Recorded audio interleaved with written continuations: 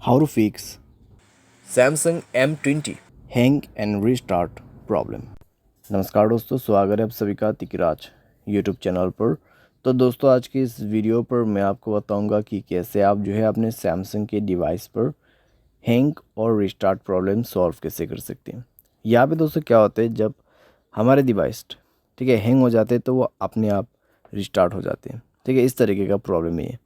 तो अगर दोस्तों आपकी जो डिवाइस है, ठीक है सैमसंग का, वो भी अगर हैंग हो जाते, हैंग होने के बाद अपने आप रिस्टार्ट भी हो जाते, तो ये किस तरीके का प्रॉब्लम है, ठीक है, और आपको कैसे ये प्रॉब्लम फिक्स करना होगा, आज के इस वीडियो पर मैं आपको सॉल्यूशन बताने वाला हूँ।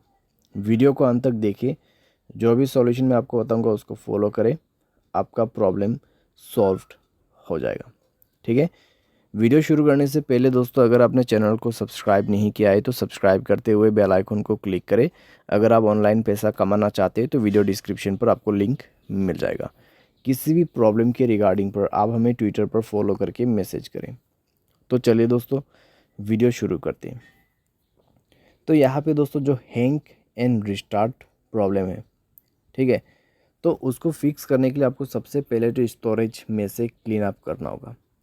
स्टोरेज को क्लीन कीजिए और मोबाइल पे कई सारे एप्लीकेशंस है तो उसको डिलीट कीजिए।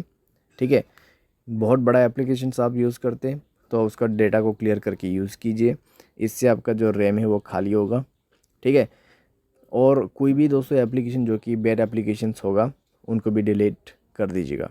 बैड एप्लीकेशन जैसे कि कोई अननोन वेबसाइट से इंस्टॉल किया हुआ एप्लीकेशन, ठीक है, तो उनको डिलीट कीजिए और अपने स्पेस को फ्री अप कीजिए। उसके बाद माय फाइल्स पे जाए और यहाँ पे भी दोस्तों स्टोरेज को फ्री अप कीजिएगा।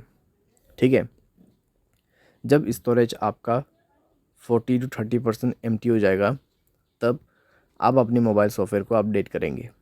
ठीक है, मोबाइल सॉफ्टवेयर को अपडेट करेंगे। मोबाइल सॉफ्टवेयर अपडेट होने के साथ ही साथ आपका प्रॉब्लम सॉल्व हो जाएगा।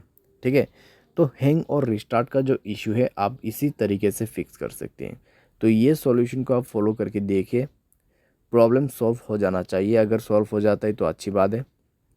अगर इसके बाद भी प्रॉब्लम आते हैं तो आपको जाना है general management, reset and then factory data reset. ठीक है, फैक्ट्री डेटा रीसेट पे जाके आपको डायरेक्टली मोबाइल रीसेट कर देना है। जैसे रीसेट करोगे आपका प्रॉब्लम सॉल्व हो जाएगा। तो इस तरीके से दोस्तों आप अपने हैंग एंड रिस्टार्ट प्रॉब्लम को फिक्स कर सकते हैं।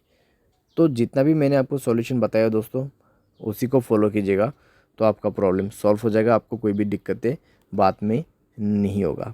ठीक है, तो जो पॉसिबल सॉल्यूशन था मैंने आपको वही बताए, तो आप भी उसी को फॉलो कर लेना। उम्मीद करते हैं आपको ये वीडियो पसंद आया होगा। Thanks for watching.